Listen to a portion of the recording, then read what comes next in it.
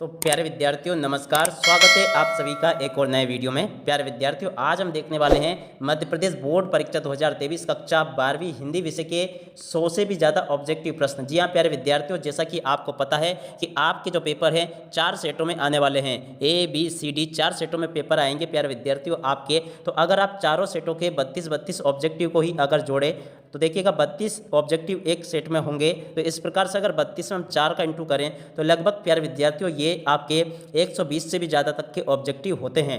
मगर प्यारे विद्यार्थियों मैं आपको सिर्फ और सिर्फ 100 ऑब्जेक्टिव ऐसे बताने वाला हूं जो कि इन्हीं प्रश्नों के हैं, यानी कि इन्हीं सेट पेपर के हैं, सेट ए के, बी के, सी के, डी के।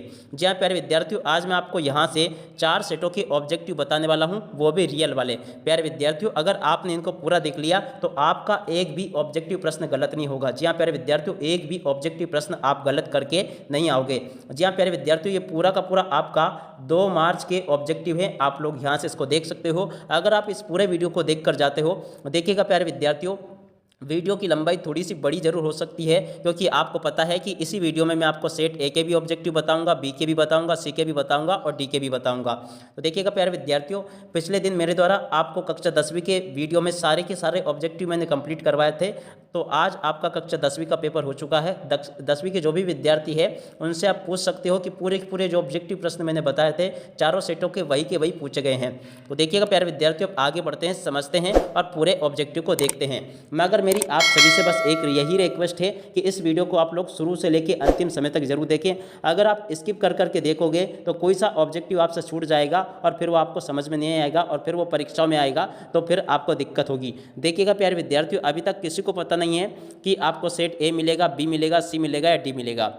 तो इसलिए अभी आप सभी लोग चारों सेटों को देखकर जाएं और चारों सेटों के ऑब्जेक्टिव को आप लोग अच्छे से कंप्लीट जरूर कर लें, क्योंकि प्यारे विद्यार्थियों 32 नंबर बहुत ही ज़्यादा मायने रखते हैं आप सभी को पास और फेल करवाने के लिए। अगर आप 32 नंबर के ऑब्जेक्टिव प्रश्न भी सही कर देते हो तो आपके पास होने के चांसेस काफ़ी ज़्यादा बढ़ जाते हैं। तो चलेगा प्यारे विद्यार्थियों बिना किसी देरी के इस वीडियो की शुरुआत करते हैं और देखते हैं कि वो कौन कौन से ऑब्जेक्टिव हैं। देखिएगा प्यारे विद्यार्थियों सबसे पहले मैं आपको बता देना चाहता हूँ कि पहले मैं आपको सेट ए बताऊँगा, फिर सेट बी बताऊँगा, फिर सेट सी बताऊँगा, फिर सेट डी बताऊँगा। तो चलिए अब आगे बढ़ते हैं, देखते हैं 1 बाय 1 करके एक एक सेटों को। सबसे पहले हम सेट ए को देखने वाले हैं, फिर बी को देखेंगे, फिर सी को, फिर डी को। तो चलिए अब आगे बढ़ते हैं और देखते हैं आपके चारों क्वेश्चन पेपर के ऑब्जेक्टिव प्रश्न। तो देखिएगा प्यारे विद्यार्थियों ये रहे आपके सेट ए के ऑब्जेक्टिव। कल के वीडियो में मैंने लाइव आके कक्षा 10वीं के सभी ऑब्जेक्टिव प्रश्न बताए थे, मगर मैं आज यहाँ पर आपको रिकॉर्ड करके पूरे प्रश्न बता रहा हूँ, क्योंकि लाइव में कई सारे प्रश्न ऐसे होते हैं जो कि आपको समझ में नहीं आ पाते हैं। तो आप सभी लोगों से अनुरोध है कि यहाँ से आप लोग पूरा इसको देख कर जरूर जाएँ। पहला क्वेश्चन पूछा गया है भक्तिन सेवक धर्म में स्पर्धा करती थी। तो देखिएगा इसका उत्तर आपका क्या जाएगा, हनुमान से। किससे स्पर्धा करती थी, हनुमान से इसका उत्तर होगा। उसके बाद में अगला क्वेश्चन देखते हैं क्या पूछा गया है, चौके के गीला होने का भावार्थ है। तो देखिएगा इसका भावार्थ हो जाएगा नए जीवन का उदय होना। यहां से आप लोग इसको लिख लेंगे। अगला क्वेश्चन सिल्वर वेडिंग से अभिप्राय है। देखिएगा तीसरे नंबर का क्वेश्चन, इसका उत्तर आपका आ जाएगा रजत जयंती। ओके अगला क्वेश्चन देखते हैं विज्ञान के क्षेत्र में काम कर रही भारत की 3 संस्थाएं हैं। तो देखिएगा ये क्वेश्चन पूछा गया है, इसका उत्तर यहां से आप लोगों को लिख लेना है 5। कितनी संस्थाएं हैं, 5 संस्थाएं हैं। इसके बाद में अगला क्वेश्चन विभावन भाव व्याभिचारी संयोगात रस निष्पत्ति ये परिभाषा किसकी है। 5 नंबर का क्वेश्चन पूछा गया है, तो यहाँ से आपको ये लिख लेना है, ये परिभाषा है आचार्य भरत मुनि की। उसके बाद में अब आगे बढ़ते हैं, अगला क्वेश्चन देखते हैं क्या पूछा गया है, टेढ़ी खीर मुहावरे का अर्थ है। देखिएगा टेढ़ी खीर मुहावरे का अर्थ क्या होगा, तो इसका मुहावरे का अर्थ होगा प्यारे विद्यार्थियों कठिन कार्य। तो देखिएगा प्यारे विद्यार्थियों सेट ए के सभी ऑब्जेक्टिव हमने देख लिए हैं। अब प्रश्न नंबर 2 को देखते हैं, जिसमें कि आपसे क्या पूछे गए हैं। देखिएगा रिक्त स्थान पूर्ति यहाँ से पूछी गई है। तो पहला रिक्त स्थान देखते हैं, शिरीष का पेड़ अपना रस सींचता है किससे। तो देखिएगा इसका उत्तर आपका आ जाएगा वायुमंडल से। ओके अगला क्वेश्चन देखते हैं, बगलों के पंख के रचनाकार हैं। तो देखिएगा बगलों के पंख के रचनाकार कौन होंगे, तो यहाँ से आप लोग लिख लेंगे उमाशंकर जोशी। यहाँ से आप लोग इसको लिख लें, उमाशंकर जोशी बगलों के पंख के रचनाकार हैं। देखिएगा प्यारे विद्यार्थियों अब आगे बढ़ते हैं, अगला क्वेश्चन देखते हैं, कूटीकरण को भी कहते हैं। तो देखिएगा कूटीकरण को और क्या कहते हैं, तो इसका उत्तर आपका आ जाएगा एन कोडिंग। ओके इसके बाद में अगला क्वेश्चन देखते हैं, आनंदा की पाठशाला से लगती थी, कब से लगती थी। तो देखिएगा प्यारे विद्यार्थियों इसका उत्तर आपका आ जाएगा 11 बजे से। कब से लगती थी, आनंदा की पाठशाला 11 बजे से। ओके उसके बाद में अगला क्वेश्चन देखते हैं, अच्छे विद्यार्थी परिश्रमी होते हैं ये वाक्य हैं। तो देखिएगा 5 नंबर का जो क्वेश्चन पूछा गया है, इसका उत्तर आपको ये लिख लेना है, ये कैसे होते हैं, साधारण वाक्य होगा ये। ओके इसके बाद में अगला क्वेश्चन, गद्य पद्य मिश्रित काव्य कहलाता है तो इसको कहते हैं प्यारे विद्यार्थियों चंपू काव्य। ओके, इसके बाद में अगला क्वेश्चन देखते हैं, आधुनिक काल के जनक माने जाते हैं, 7वें नंबर का क्वेश्चन। तो इसका उत्तर आपका आ जाएगा भारतेंदु हरिश्चंद्र आधुनिक काल के जनक माने जाते हैं। इसके बाद में प्यारे विद्यार्थियों यहाँ से हम प्रश्न नंबर 3 में जोड़ी के मिलान को देखते हैं कि जोड़ी मिलान आप सबको किस प्रकार से पूरा कर लेना है। तो यहाँ से आप लोग जोड़ी मिलान को अच्छे से समझ लेंगे। पहला जोड़ी मिलान पूछा गया है पहलवान की ढोलक, तो इसकी जोड़ी का मिलान आपको कर लेना है फणीश्वर दांत रेणु से। इसके बाद में अगला क्वेश्चन, हरिवंश राय बच्चन, तो इसकी जोड़ी का मिलान आपका हो जाएगा आत्म परिचय से। ओके, इसके बाद में अगला क्वेश्चन, अतीत के पांव, देखिएगा तीसरे नंबर का जो क्वेश्चन पूछा गया है इसकी जोड़ी का मिलान आपको कर लेना है 6 नंबर से। किससे हो जाएगा? 6 नंबर से इसकी जोड़ी का मिलान हो जाएगा। हिंदी भाषा की लिपि, तो देखिएगा हिंदी भाषा की लिपि है देवनागरी। ओके, अगला क्वेश्चन, शब्द गुण, तो देखिएगा शब्द गुण की जोड़ी का मिलान किससे आपको लिख लेना है। तो यहाँ से आप लोग देख लेंगे शब्द गुण, यहाँ से आप लोग इसकी जोड़ी का मिलान कर लेंगे इससे माधुर्य गुण, औज गुण और प्रसाद गुण। समाचार लेखन की, तो देखिएगा समाचार लेखन के कितने प्रकार होते हैं? 6 प्रकार होते हैं। यहाँ से आप लोग इसको नोट कर लेंगे। चलिए अब आगे बढ़ते हैं। तो देखिएगा प्यारे विद्यार्थियों, इस प्रकार से हमने यहाँ से जोड़ी के मिलान को कंप्लीट कर लिया है। अब हम आगे बढ़ते हैं प्रश्न नंबर 4 की तरफ, जहाँ की आपसे पूछा गया है एक वाक्य में उत्तर दीजिए। तो पहला क्वेश्चन पढ़ते हैं, राजभाषा से आप क्या समझते हैं। तो देखिएगा इसका उत्तर आपका हो जाएगा राज के कार्य में या शासकीय कार्यों में उपयोग की जाने वाली भाषा को राजभाषा कहते हैं। ओके, अगला क्वेश्चन देखते हैं, कविता का पहला उपकरण क्या है। तो देखिएगा कविता का पहला उपकरण होगा आपका शब्द। यहाँ से आप लोग नोट कर लेंगे। इसके बाद में अगला क्वेश्चन देखते हैं, यशोधर बाबू ने मैट्रिक की परीक्षा किस स्कूल से प्राप्त की थी। तो देखिएगा ये प्राप्त की थी रेमजे स्कूल से। कौन से? Ramsay school. यहाँ से आप लोग नोट कर लेंगे। रेमजे स्कूल कहाँ का था? ये अल्मोड़ा का। यहाँ से आप लोग नोट कर लेंगे अल्मोड़ा का ये रेमजे स्कूल था, इससे इसने परीक्षा को पास किया था। ओके, इसके बाद में अगला क्वेश्चन देखते हैं क्या लिखा है। यहाँ से पढ़ लेंगे, मैं पढ़ लिख कर वकील बनूंगा, अछूतों के लिए कानून बनाऊंगा और छुआछूत को खत्म करूंगा। ये कथन किसका है। तो देखिएगा प्यारे विद्यार्थियों, चौथे नंबर का जो क्वेश्चन पूछा गया है इसका उत्तर आपका आ जाएगा डॉक्टर भीमराव अंबेडकर का। किसका है ये कथन? डॉक्टर भीमराव, और आगे आपको लिख लेना है अंबेडकर का ये कथन है। तो इस प्रकार से आप लोग यहाँ से इसको पूरा नोट कर लेंगे। उसके बाद में अगला क्वेश्चन देखते हैं क्या लिखा है। यहाँ से देख लेंगे, सत्य असत्य बताइए। जी हाँ प्यारे विद्यार्थियों, यहाँ से आपको सत्य असत्य बताने हैं। तो पहला क्वेश्चन पढ़ते हैं क्या लिखा गया है। 1 बाय 1 करके आप सभी लोग सभी प्रश्नों के उत्तरों को नोट कर लेंगे। तो पहला क्वेश्चन पढ़ते हैं क्या लिखा गया है। कविता में पंख लगाकर, देखिएगा ये तो हमने देख लिया था, यहाँ से इनको हमने देख लिया था। तो देखिएगा ये कविता में पंख लगाकर, ये वाला शायद क्वेश्चन आपके छूट गया था, तो इसको मैं बता देता हूँ कि कविता में पंख लगाकर कवि कहाँ का उड़ता है। तो देखिएगा कविता में पंख लगाकर कवि पहाड़ों पर, घरों पर और सभी जगह पर उड़ता है। इस प्रकार से आपको इसका उत्तर लिख लेना है। और देखिएगा यहाँ तक का मैंने आपको बता दिया था, इसका उत्तर हो चुका है। इसके बाद में ये वाला उत्तर देखते हैं, कवि राजा ने लुट्टन से क्या कहा। यहाँ से आप लोग इस क्वेश्चन को देख लेंगे कि राजा ने लुट्टन से क्या कहा था। तो आप सभी लोग यहाँ से इस उत्तर को देख लेंगे, क्या क्वेश्चन पूछा गया है। आप सभी लोग यहाँ से इसको देख लेंगे कि राजा ने लुट्टन से क्या कहा था। तो देखिएगा प्यारे विद्यार्थियों, इसका उत्तर हो जाएगा, राजा ने लुट्टन को 10 रुपये का नोट दिया और कहा कि मेला देखकर जाना। जी हाँ प्यारे विद्यार्थियों, इसका उत्तर क्या होगा। राजा ने लुट्टन को 10 रुपये का नोट दिया और कहा कि मेला देखकर जाना। इसका उत्तर क्या हो जाएगा। तो ये इसका आपको लिख लेना है। और यहाँ से मैं आपको 5 नंबर के क्वेश्चन का भी थोड़ा अच्छे से आंसर बता देता हूँ। ये मैंने आपको थोड़ा सा ही बताया था। तो देखिएगा 5 नंबर के क्वेश्चन के आंसर को आप लोग नोट कर लेना। कविता पंख लगाकर मानव के आंतरिक व बाहरी रूप में उड़ान भर सकती है, वे एक घर से दूसरे घर तक उड़ सकती है। ये इसका उत्तर होगा। ओके, तो मैंने आपको ये भी बता दिया है। अगला क्वेश्चन देखते हैं क्या लिखा गया है। महाकाव्य में किन किन रसों की प्रधानता होती है। तो देखिएगा प्यारे विद्यार्थियों, महाकाव्य में एक तो शांत रस की, किसकी? शांत रस की, और इसके बाद में आगे होती है वीर रस की और शांत रस, वीर रस। उसके बाद में श्रृंगार रस, कौन सा रस? श्रृंगार रस आदि रसों की प्रधानता होती है। ओके, इसके बाद में आगे बढ़ते हैं, जहाँ की आपसे सत्य असत्य पूछे गए हैं। तो आप लोग यहाँ से सत्य असत्य को भी देख लेंगे। सत्य असत्य किस प्रकार से आप सभी को देख लेने। पहला क्वेश्चन पढ़ते हैं क्या लिखा है।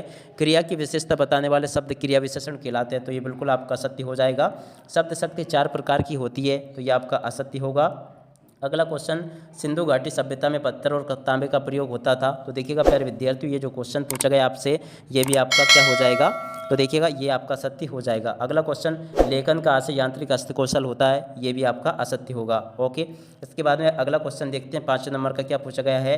पाठ रुबाइया व गजल में कवि ने स्वयं को देश पर न्यौछावर कर दिया है। तो 5 नंबर के क्वेश्चन के उत्तर देखते हैं, यहाँ से आप लोग देख लेंगे। 5 नंबर का क्वेश्चन आपका पूरी तरह से असत्य हो जाएगा। 6 नंबर का क्वेश्चन, मेरी कल्पना का आदर्श समाज पाठ के लेखक बाबा साहेब भीमराव अंबेडकर हैं। तो देखिएगा ये पूरी तरह से आपका सत्य हो जाएगा। उसके बाद में अगला क्वेश्चन देखते हैं, यहाँ से आप लोग इसको देख लीजिएगा। भक्ति ने अपना वास्तविक नाम लोगों से क्यों छुपाती थी, परचेजिंग पावर क्या है। देखिएगा प्यारे विद्यार्थियों, ये पहला क्वेश्चन मैं आपको यहाँ पर बता रहा हूँ, मगर प्यारे विद्यार्थियों यहाँ पर मैं आपको बता देना चाहता हूँ कि ये जो वीडियो है मैं केवल और केवल ऑब्जेक्टिव प्रश्नों के लिए बना रहा हूँ। तो देखिएगा यहाँ पर मैंने आपको सेट ए के सारे ऑब्जेक्टिव प्रश्न बता दिए हैं। अब आगे हम देखेंगे सेट बी के सभी ऑब्जेक्टिव प्रश्न।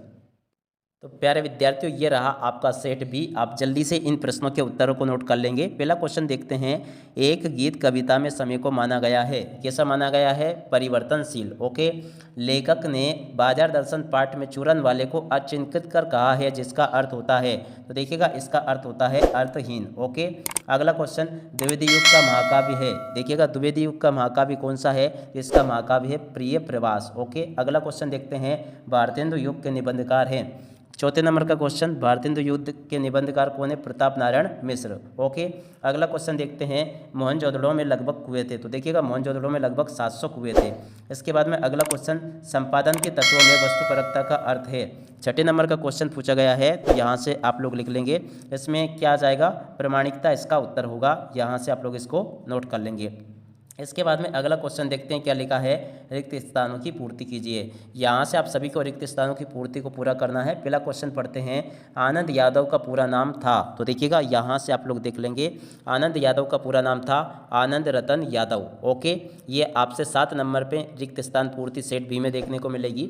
पत्रकारिता का मूल तत्व है, पत्रकारिता का मूल तत्व क्या होगा, तो यहाँ से आप लोग देख लेंगे, इसका मूल तत्व होगा जिज्ञासा। इसके बाद में अगला क्वेश्चन, विभत्स रस का स्थायी भाव होगा। तो देखिएगा विभत्स रस का स्थायी भाव क्या हो जाएगा आपका, ये आ जाएगा आपका जुगुप्सा। इसके बाद में अगला क्वेश्चन, हिंदी निबंध का प्रारंभ युग से माना जाता है, किस युग से माना जाता है, तो इसका उत्तर आपका आ जाएगा भारतेंदु युग से माना जाता है। इसके बाद में अगला क्वेश्चन देखते हैं, रात्रि की भीषणता को ललकारती थी, कौन ललकारती थी, पहलवान की ढोलक। इसके बाद में अगला क्वेश्चन देखते हैं, लेखक ने काल्पनिक जगत की वस्तु माना है, किसको माना, 6 नंबर का क्वेश्चन है। तो यहाँ से आप लोग देख लेंगे किसको माना है, तो देखिएगा उदारता को उसने काल्पनिक जगत की वस्तु माना है।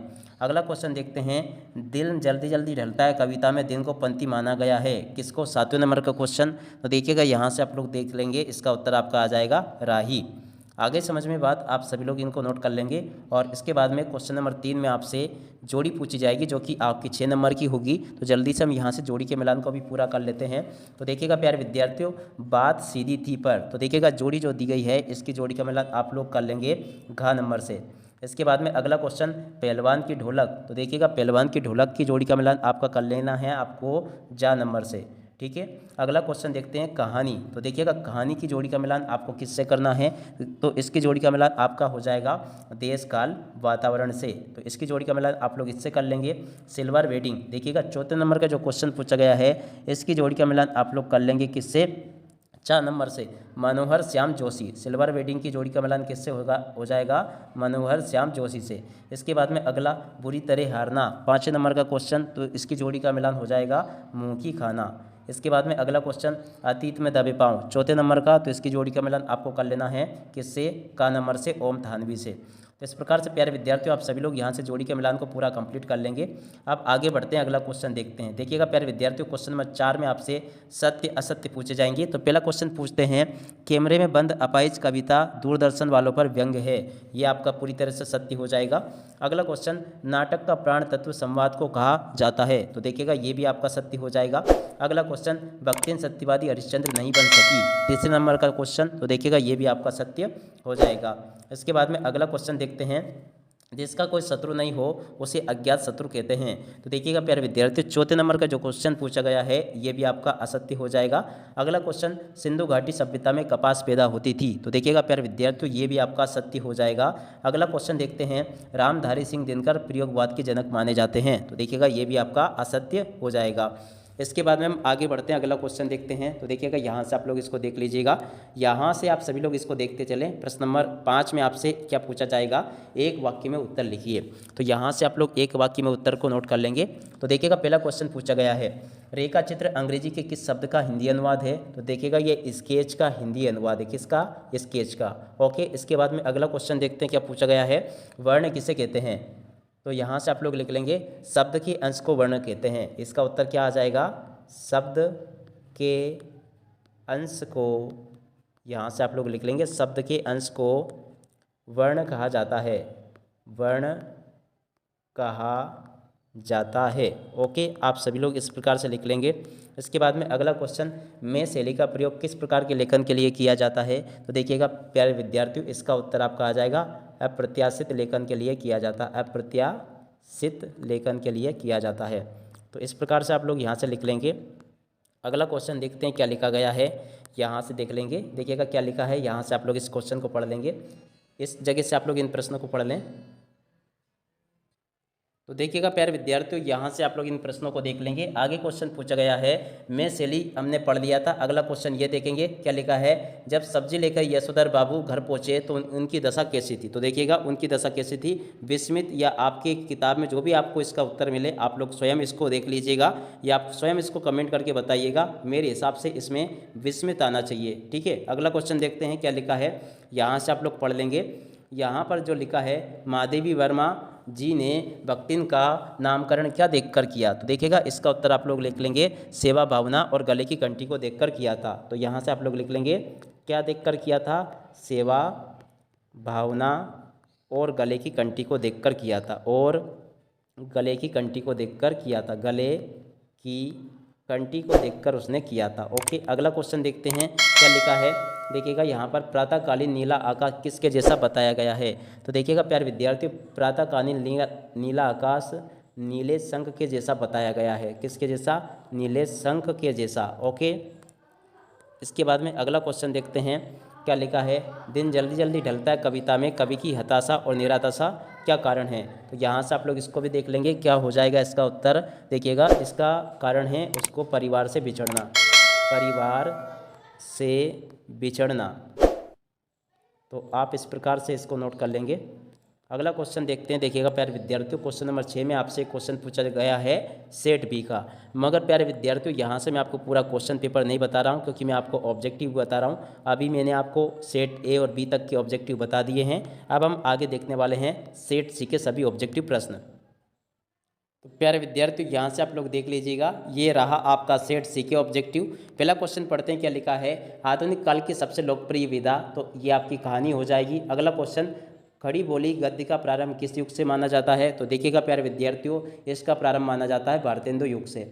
इसके बाद में अगला क्वेश्चन, टीवी पर प्रसारित खबरों में सबसे महत्वपूर्ण। तो देखिएगा विजुअल, नेट, बाइट, तीनों के तीनों इसके महत्वपूर्ण हैं। अगला क्वेश्चन, भक्तिन कहाँ की रहने वाली थी। तो देखिएगा ये झूसी गांव की रहने वाली थी।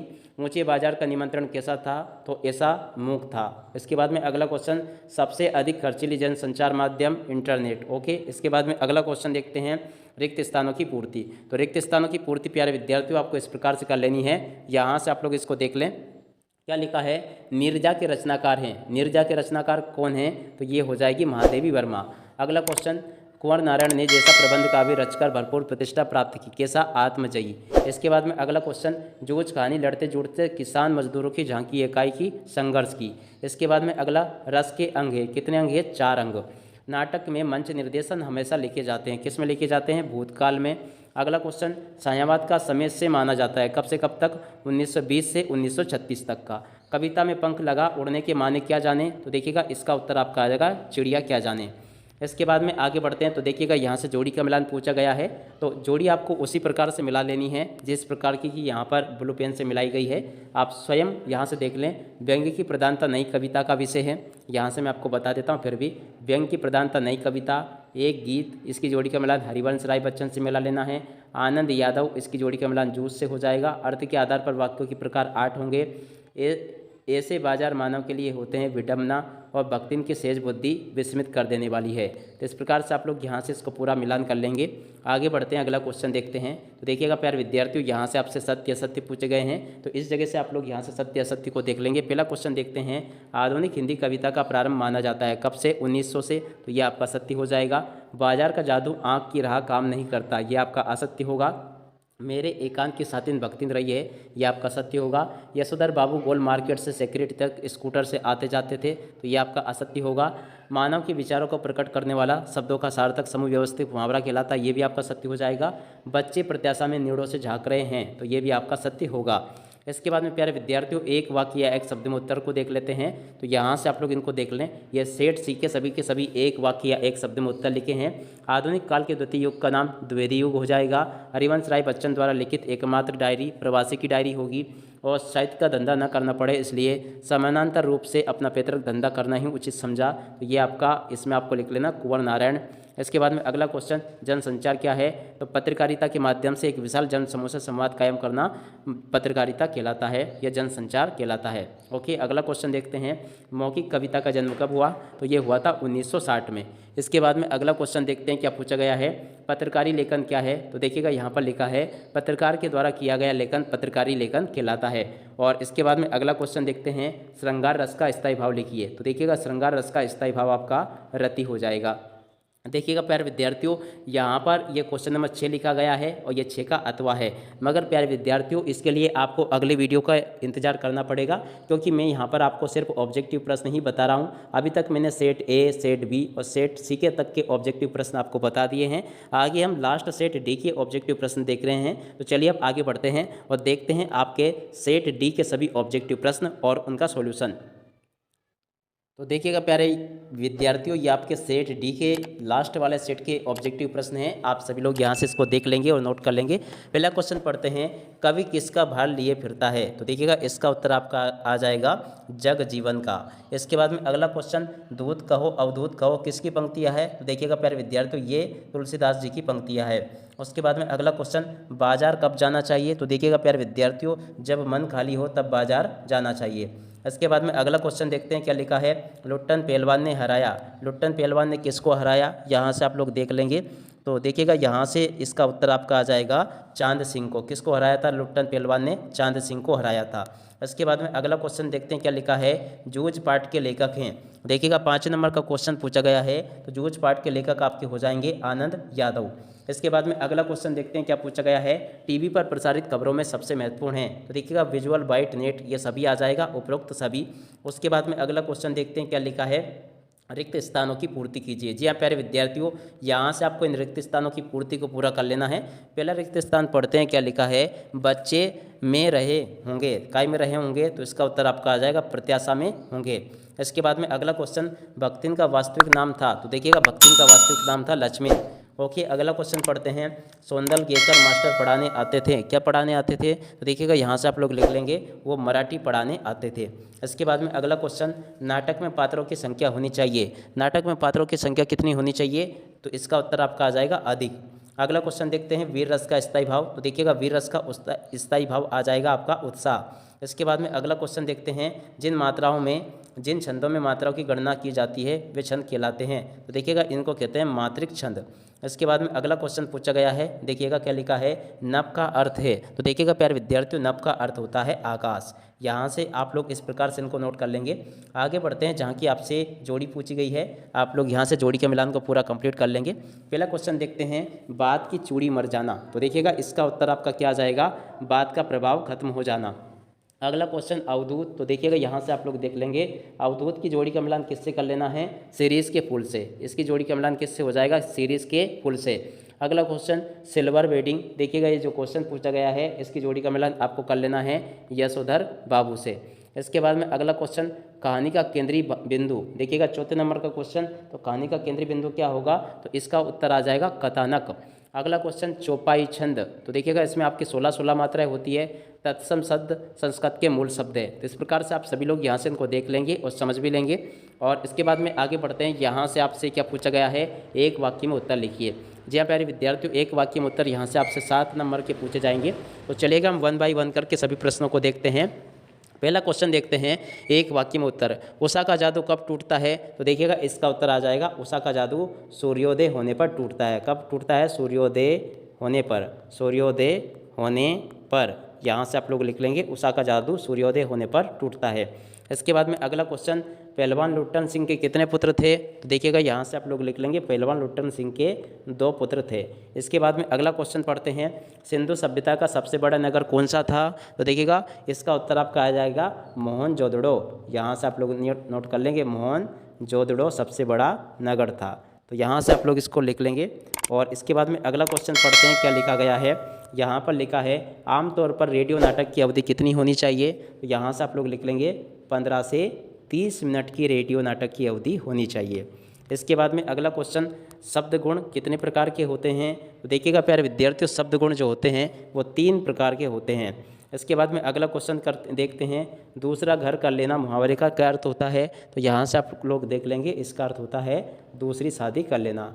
दूसरी शादी कर लेना, शादी कर लेना इसका अर्थ होता है। उसके बाद में अगला क्वेश्चन देखते हैं, क्या पूछा गया है? क्रिया विशेषण की परिभाषा लिखिए। तो देखिएगा इसका उत्तर आपका आ जाएगा, क्रिया की विशेषता बताने वाला शब्द क्रिया विशेषण कहलाता है। क्रिया की विशेषता बताने वाला शब्द, क्रिया की विशेषता बताने वाला शब्द, बताने वाला शब्द, क्रिया की विशेषता बताने वाला शब्द क्रिया विशेषण कहलाता है। क्रिया विशेषण कहलाता है। इस प्रकार से आप लोग नोट कर लेंगे इसको। चलिएगा अब आगे बढ़ते हैं, अगला क्वेश्चन देखते हैं। यहाँ से आप लोग इसको देख लेंगे, सत्य असत्य लिखिए। इस जगह से आपसे सत्य असत्य प्यारे विद्यार्थी पूछे गए हैं। तो पहला क्वेश्चन पढ़ते हैं, क्या लिखा है? निम्नलिखित कथनों में सत्य असत्य बताइए। तो पहला क्वेश्चन पढ़ते हैं, क्या लिखा है? परचेजिंग पावर का अर्थ क्रय शक्ति होता है। तो देखिएगा प्यारे विद्यार्थियों, ये आपका पूरा सत्य हो जाएगा। सीरीज़ का कुल संस्कृत साहित्य में बहुत कठोर माना जाता है। तो देखिएगा ये भी आपका सत्य हो जाएगा। अगला क्वेश्चन, राकल दास बनर्जी 1922 में मोहनजोदड़ो गए। देखिएगा प्यारे विद्यार्थियों, ये भी आपका सत्य हो जाएगा। अगला क्वेश्चन देखते हैं। तो देखिएगा क्वेश्चन नंबर 14 पूछा गया है, कहानी का नाटक का रूपांतरण असंभव है। तो देखिएगा ये भी आपका सत्य हो जाएगा। अगला क्वेश्चन देखते हैं, करुण रस का स्थायी भाव रहती है। तो देखिएगा ये भी आपका क्या हो जाएगा? असत्य। और इसके बाद में अगला क्वेश्चन, प्रिया बहुत बातूनी है में बातूनी शब्द क्रिया विशेषण है। तो ये भी आपका असत्य हो जाएगा। तो इस प्रकार से प्यारे विद्यार्थियों, आप सभी को पूरा क्वेश्चन पेपर देख लेना है। यह सेट डी का क्वेश्चन नंबर 6 भी देख लें और इसका अथवा वाला भी देख लें। देखिएगा प्यारे विद्यार्थियों, यहाँ पर मैं आपको बता देना चाहता हूँ कि इस वीडियो में मैंने आपको सेट ए, बी, सी और डी चारों सेटों के ऑब्जेक्टिव प्रश्न बता दिए हैं। अगर आप लोग इन ऑब्जेक्टिव प्रश्नों को अच्छे से पढ़ लेते हैं, याद कर लेते हैं, तो इनसे आपका एक भी ऑब्जेक्टिव प्रश्न बाहर नहीं जाएगा। जैसा कि आपको पता है कि 32 नंबर के आपके ऑब्जेक्टिव प्रश्न पूछे जाएंगे। तो वैसे तो आपने एक ही बार में इनको अच्छे से समझ लिया होगा, और अगर नहीं समझ में आया है तो इस वीडियो को आप रिवर्स कीजिएगा और दोबारा से शुरू से देख लीजिएगा। जितनी बार हो सके आप लोग इसको देखें, क्योंकि अगर आपसे एक भी ऑब्जेक्टिव गलत नहीं हुआ तो ऑब्जेक्टिव के आपके फिर पूरे 32 में से 32 नंबर आपको मिल जाएंगे। तो देखिएगा प्यारे विद्यार्थियों, इसी के साथ में मैं आपको वार्षिक परीक्षाओं के लिए शुभकामनाएं देता हूं और इस वीडियो से विदा लेता हूं। नमस्कार, जय हिंद, जय भारत।